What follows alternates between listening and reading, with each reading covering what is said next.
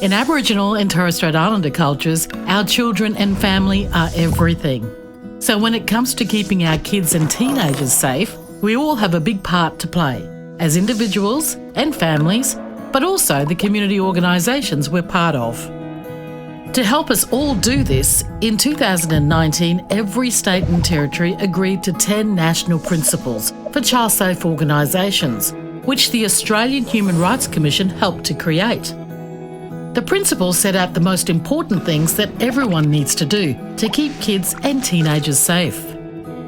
Since then, over 100 Indigenous groups from all over the country have shared their ideas about how the national principles might help Aboriginal and Torres Strait Islander organisations and organisations working with First Nations people be more child safe. At the heart of this feedback was how important it is for culturally safe practices to be embedded in all organisations, from big to small. Let's take a closer look at the national principles and what they mean for your organisation. A child-safe organisation puts kids and teenagers' needs first in the way it thinks and acts and how it does things. Values kids and teenagers and wants to really engage with and listen to them. Does everything it can to prevent harm and minimise the impact if it does happen. And doesn't delay when responding to a kid's or teenager's worries, concerns or complaints. National Principle 1. Child safety and wellbeing is embedded in organisational leadership, governance and culture. Principle 1 is about getting your organisational culture right, from leadership through to administration. From managers, staff and volunteers to kids, teenagers, family and community. Everyone needs to be on board and keep what kids and teenagers say they need at the centre of all decision making. Cultural safety needs to be a fundamental part of your organisation's culture. That is, creating a safe, nurturing and positive environment where kids and teenagers feel comfortable with themselves and with expressing their culture and spiritual beliefs. Your organisation could create a child safety code of conduct or rulebook to help guide staff and volunteers on what is expected of them as individuals and as an organisation to be child safe. A code could also be used to guide behaviour and responsibilities and be included in things like job ads, employment contracts and performance reviews. National Principle 2. Children and young people are informed about their rights, participate in decisions affecting them, and are taken seriously. Principle 2 is about making sure kids and teenagers know their rights and how to use them. Your organisation staff and volunteers need to make Aboriginal and Torres Strait Islander kids and teenagers feel respected, proud of their identity and culture, and empower them to exercise their rights. Doing this allows them to be part of the decisions that affect them. It helps to build trust and makes them feel comfortable and part of your organisation. National Principle 3. Families and communities are informed and involved in promoting child safety and wellbeing. Principle 3 looks at how organisations involve families and communities in child safety and wellbeing. Family members and caregivers are an important part of making decisions, so they need to have a say in how things are set up and done at your organisation to keep kids and teenagers safe. Organisations need to have open communication with families and communities and have information that is easy for everyone to access and understand. National Principle 4. Equity is upheld and diverse needs respected in policy and practice. Principle 4 acknowledges the importance of diversity, that all kids and teenagers, regardless of what mob they're from or what their individual differences are, have unique needs that need to be met. When your organisation, staff and volunteers recognise diversity and the need for equity, that is, giving kids and teenagers what they need in a way that is fair to them, kids are empowered and feel comfortable and included.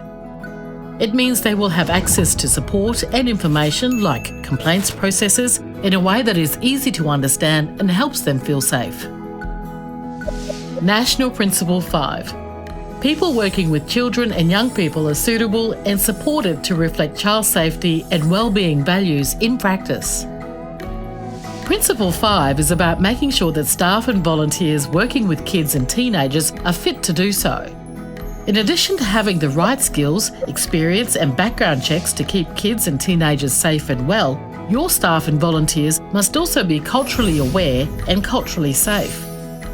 You can screen for this during interviews and recruitment and support cultural safety in your organisation through ongoing training and professional development.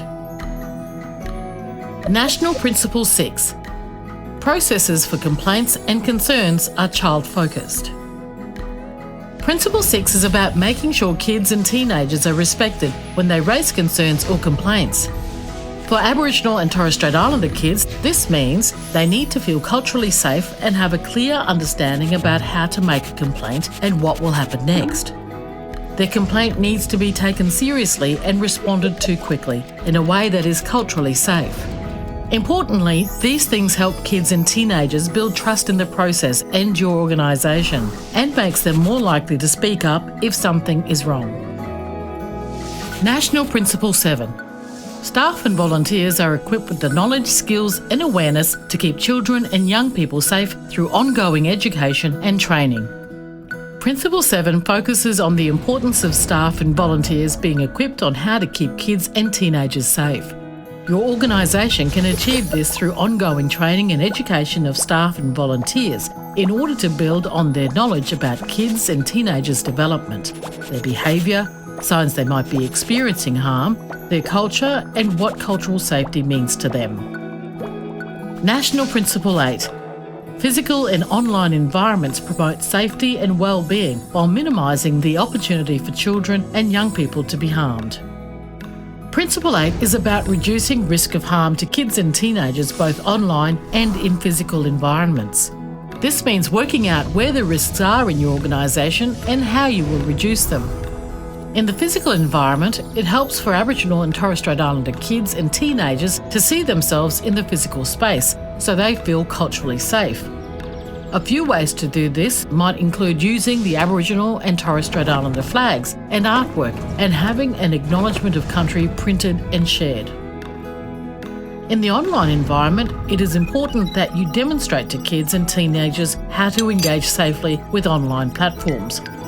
You can do this through training and education and by having safe online practices in your organisation. National Principle 9. Implementation of the National Child Safe Principles is regularly reviewed and improved. Principle 9 reminds us not to wait for a problem to happen to review your organisation's child safety practices. Once the national principles are set up and in action, it's important you regularly check and review what is working well and what improvements may be required. Don't forget to check how kids and teenagers are finding it too. National Principle 10. Policies and procedures document how the organisation is safe for children and young people. Principle 10 tells us that we need to have our commitment to child safety documented in policies and procedures. A bit like a rule book, it helps make sure everyone, staff, volunteers, kids, teenagers, families and communities know what they need to do, how they need to do it and when, keeping your whole organisation united on the same path. This documentation needs to show how culturally safe practices are embedded within your organisation. Whether you're an Aboriginal and Torres Strait Islander organisation or an organisation working with Aboriginal and Torres Strait Islander communities, it is your responsibility to make sure that every effort is made to help keep our kids and teenagers safe.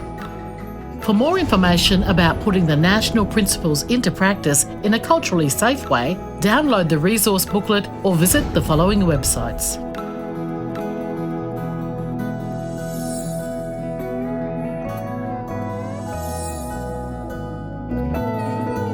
Proudly supported by the Australian Government.